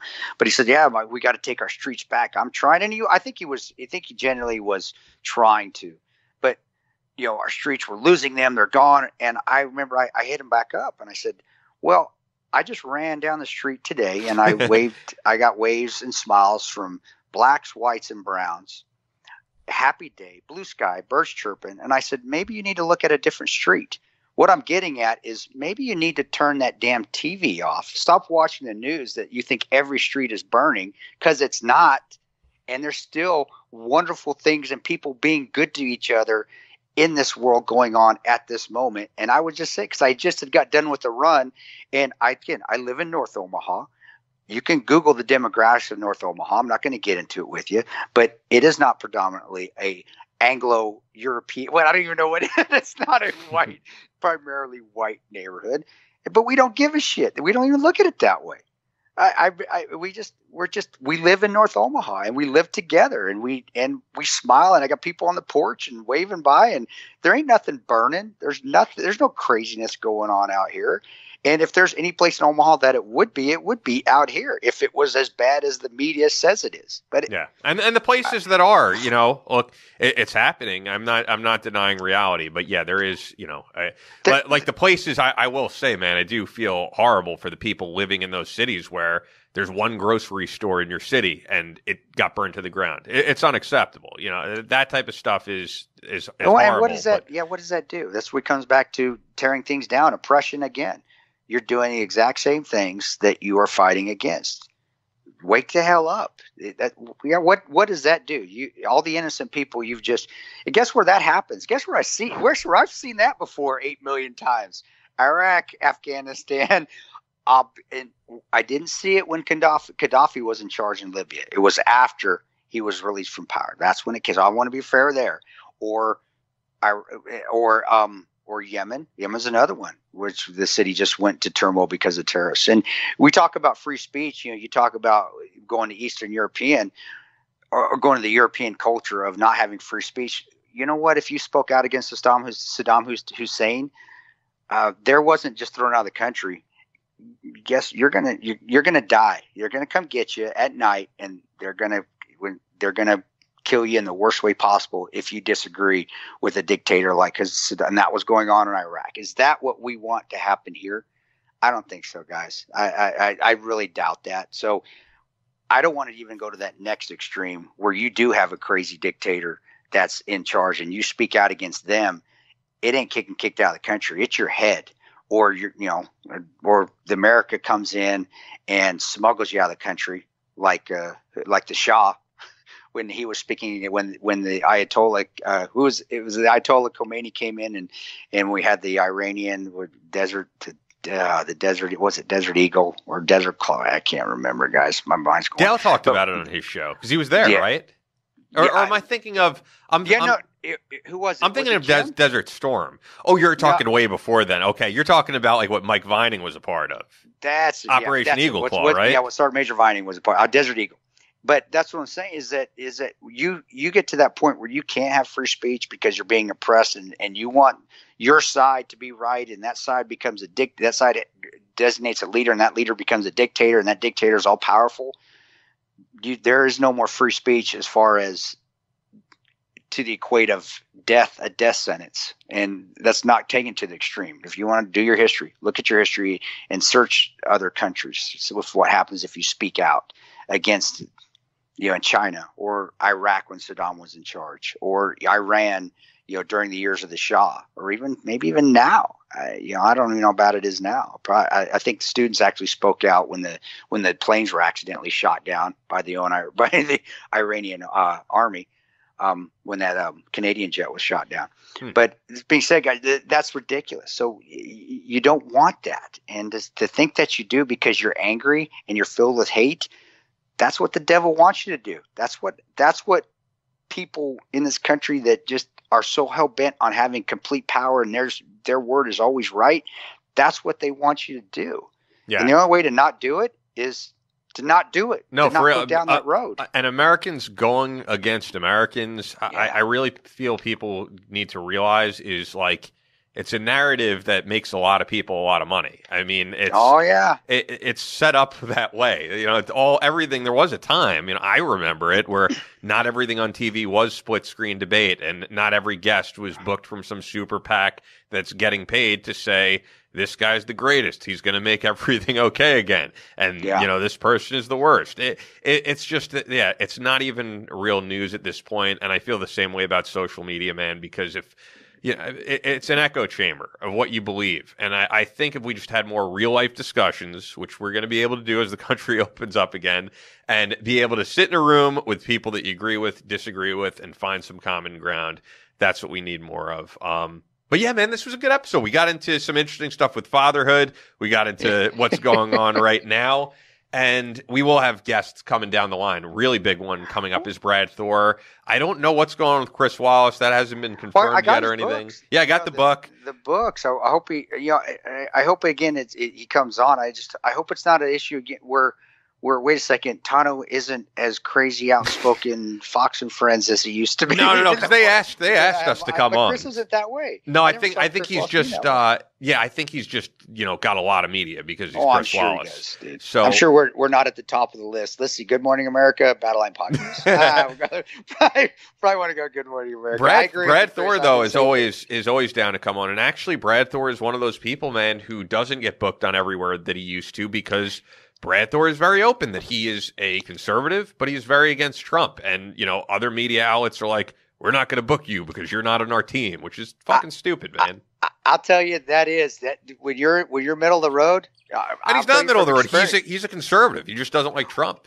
Well, but when you actually have an open mind, and let me say middle of the road. I don't say middle of the road politically like you're an independent. Yeah. I'm saying that you are not touting one side or the other. I'll tell you from experience that yes, things definitely do slow down on the media side of it. But you know what? That's for me. I think Brad even more so because he's a lot more followers and a lot more people with his book stuff than I do. But that's what I wanted. I could probably tell you he probably wanted the same thing. He's like, I don't give a shit. Fine. This is what I believe in. I'm not going to say things that need to get me on a media outlet or media show because I need that viewership. I'll get it somewhere else. Or I've got my name. I'm good to go. I don't need that shit. So it is I'll tell you from experience. It is. If you're not far right or far left, boy, you ain't going to get on anything. You're not saying – these people who are, for example, with like Taking Point USA. Am I saying it right?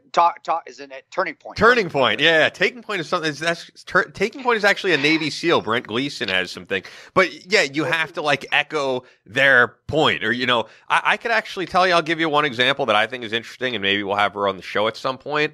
Tara Setmayer has become like the anti-Trump person on CNN. That is her thing. And I think people think Tara is a huge liberal.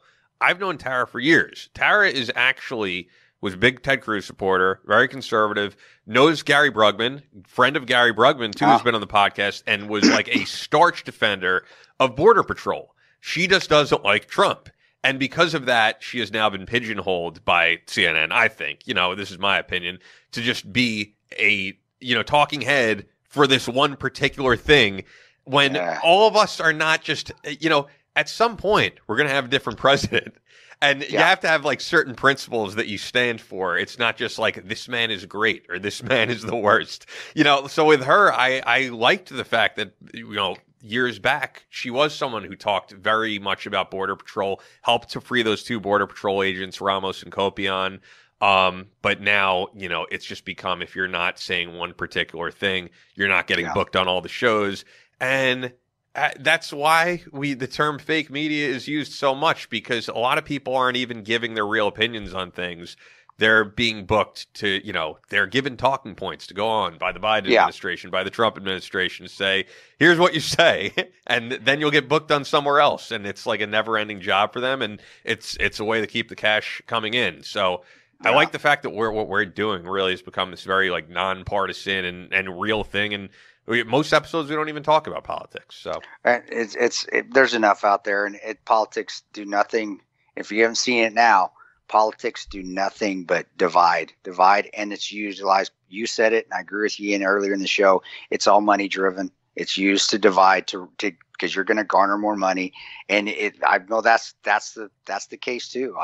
When I took a side and I was adamant and angry and out there just all the time and I sold a whole lot more books. Yeah, I did. And I know just from, I don't have to be skeptical about it. I don't need to say, well, it may be this way. No, I know for sure, because I know what happens with the stuff with my merchandise that I have, and that's fine. I don't mind that at all. I'm not going to sell out and be somebody that I'm not just to make a few bucks. There is a price you can put on integrity.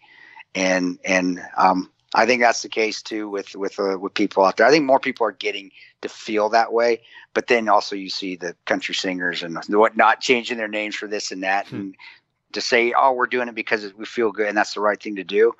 Maybe there's a little bit in that there, but I do think a lot of it also is a bottom line, and also I think it's a publicist giving them bad information. Yeah. But that's pop culture nowadays. Isn't pop culture really always does that, doesn't it? You really don't have the people that you don't find many of the pop culture people that actually say, "Yeah, no, we don't want to fit in with what's going on in society." Except maybe back in the Laurel Canyon days, back in the when back in the hippie days when they were going against the society, how they were. I mean, there's a few guys in bands, I think, guys that we've had on who do go against the grain, and I always appreciate those type of people. And yeah, man. Anyway, with that, Fort Scott Munitions, of course, sponsors just about every show on here. We love what they do. They're a manufacturer of multi-federal patented solid copper and brass CNC spun ammunition that is designed to tumble upon impact in soft tissue, leaving devastating wound channels for faster bleed out and quicker incapacitation. This ammunition was originally developed to innovate and improve on the standard of military-grade ammunition design. It was found that not only did the TUI ammunition outperform competitors in the self-defense industry, but it quickly became apparent that it would be a top contender for hunters alike. With the ammunition being CNC spun, the tolerances are some of the tightest on the market, ensuring that you receive the same results with each pull of the trigger. Fort Scott Munitions is available throughout privately owned businesses in all 50 states, as well as direct online through fortscottmunitions.com. Going to spell it out for you guys. I mean, you'll see it in the description, but as always, FortScottMunitions. Go there now, fortscottmunitions.com. Use the exclusive promo code Battleline for 15% off your order. Only available to listeners of the Battleline podcast. Fort Scott Munitions is a proud supporter of Chris Peranto, Battleline Tactical, and the Battleline podcast. This show going up Monday is going to be the last show before the 4th of July. So I hope you guys enjoy your 4th of July this coming weekend for when you're listening. And yeah, man, you know what I really do wish Top Gun would have come out, man. There's a new Bill and Ted coming out in August, but but Top Gun would have been perfect, right, for 4th of July. Yeah, for 4th of July. That's what I was asking my wife yesterday. So did Top Gun 2 come out? Because I was watching Edge of Tomorrow. Now it's going to be Christmas because it got delayed with COVID. So with the COVID stuff. Yeah, damn it. It would have been good. We'll see at Christmas time. And Are you going to see Bill and Ted 3? Because that's going to come out. I will probably wait and see that when it comes out on Vudu or Netflix or something, dude. I don't know if I want to pay for that one. But you know what's funny? I want to just be, and it's not even so much about the movie. I just want to be back in a theater. I want to be back to doing normal things. Isn't theaters are fun? I used to go by when I went on the road. I go by myself. I think I love going to movies. I have, yeah. I'm a movie. Now maybe I'll do it for that. I grew up on Bill and Ted. It was a great movie. I love Bill and Ted. I still watch Bill and Ted, but I don't know. I can't imagine what Keanu Reeves. Can John Wick be Bill? Can he be Ted? Ted S. Preston or Ted Theodore, whatever his name was, Bill S. Preston and Ted Theodore Roosevelt or whatever he called himself. I don't know, dude. That's gonna be hard to see. But the trailer's out.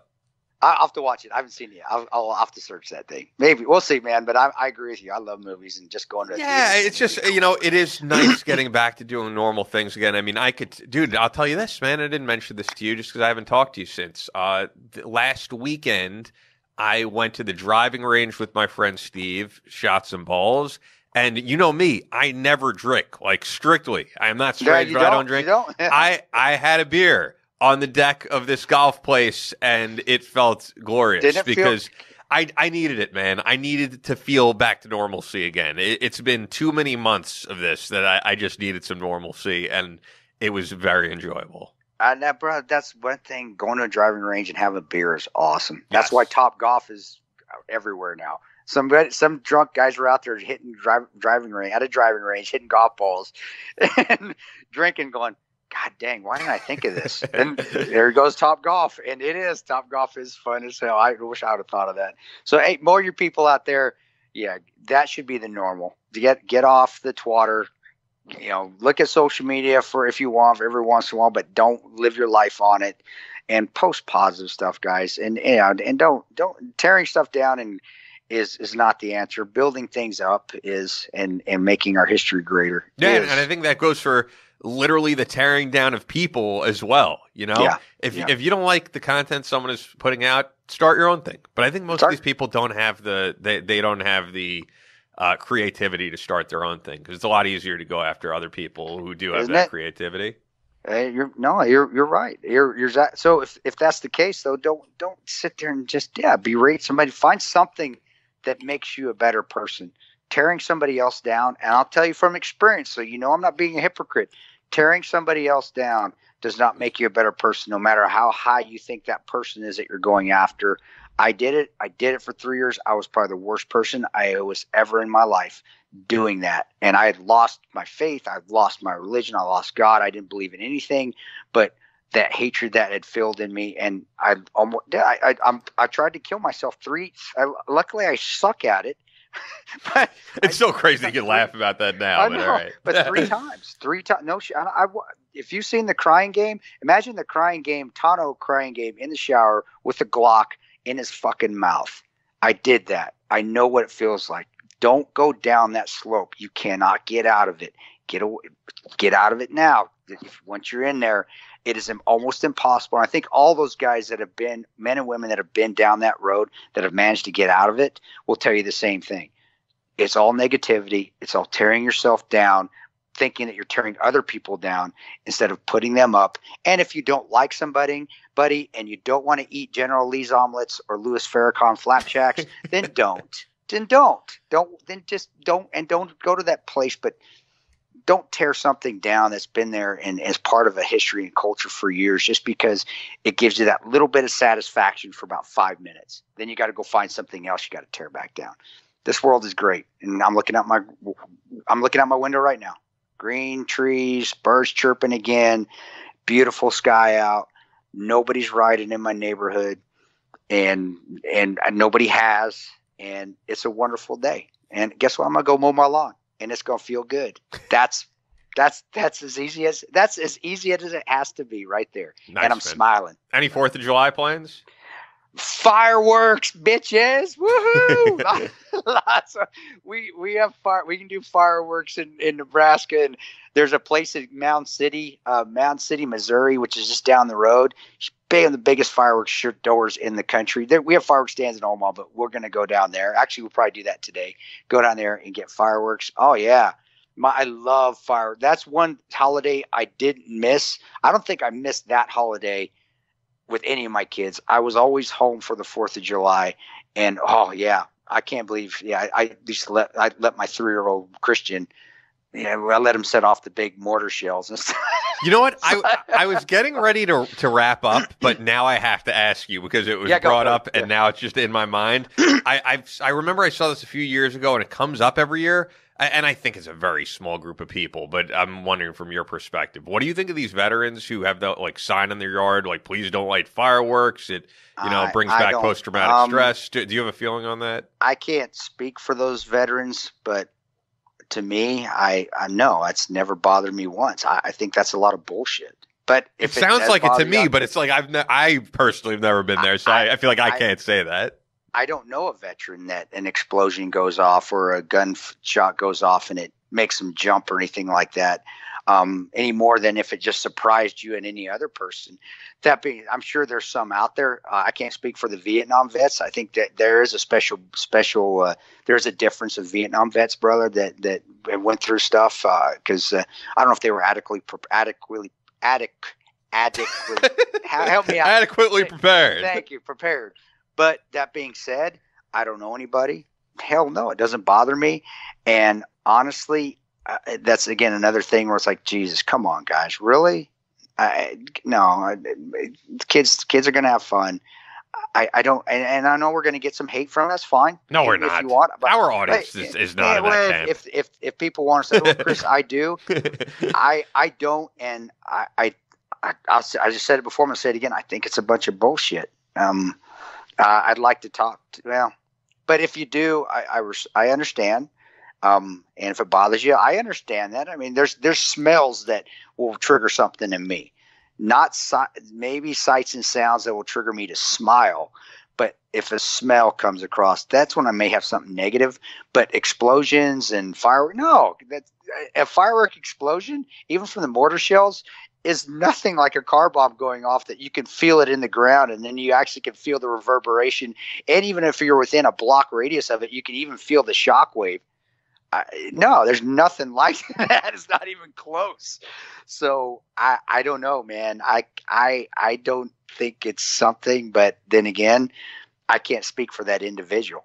Yeah. And putting that sign in your yard, especially if you have kids around that love fireworks, I think it's just a grouchy veteran that just wants to sleep at night and doesn't want to hear fireworks till 1 o'clock in the morning. Well, that's what I think. With that, guys, enjoy your 4th of July and stay positive, stay peaceful, and shoot us an email if you want. It's battlelinepodcast@gmail.com.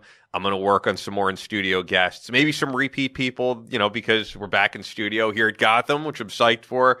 Maybe bring Jack Murphy back in, or Jim West, or Luke. And then I have just other people that I want to get in studio. I have like a list of people I've been thinking of getting on. Some of them more in the political field, like Buck Sexton or Deneen and Tom Borelli. Buck's a good dude. I like him. He is. And interesting background. Smart, real intelligent. How many guys in talk radio have, former CIA background? So I was thinking Rick Unger. I have a lot of people in mind that I'd like to get on. So, we're going to keep this thing going and leave us a review on Apple Podcasts. Sweet. Thanks, guys. Have a good 4th. God bless y'all.